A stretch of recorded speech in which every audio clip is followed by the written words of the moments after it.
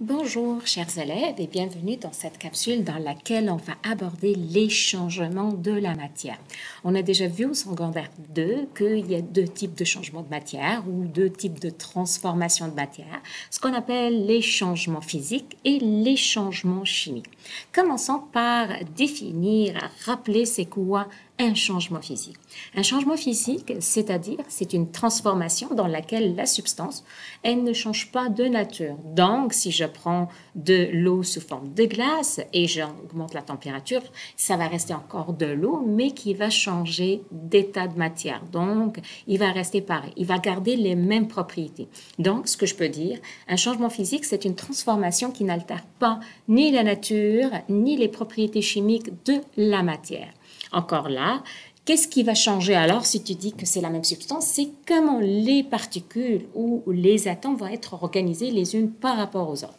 Encore là, si je prends l'exemple d'un changement d'état, voyons maintenant, si je prends les particules à l'état solide, vous voyez, les particules sont vraiment très proches et ces particules, si j'augmente la température, qu'est-ce qui arrive?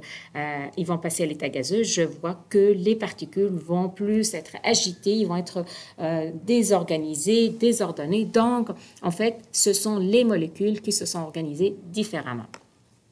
Lorsqu'on parle de changement physique, on parle d'un changement qui, dans la plupart des cas, réversible, mais il y en a des exceptions. Les changements physiques qu'on va voir cette année, donc on va parler des changements de phase ou changements d'état.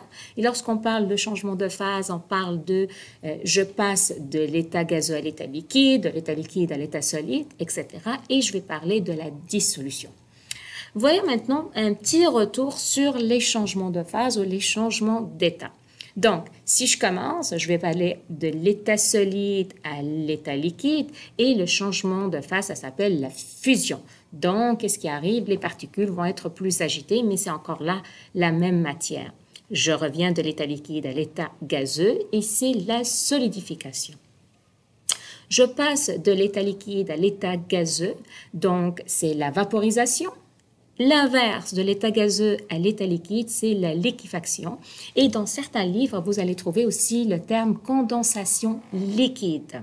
Je passe de l'état solide, de l'état gazeux à l'état solide. Je vais parler de condensation solide ou tout simplement condensation. Et de l'état solide à l'état gazeux, je parle de sublimation.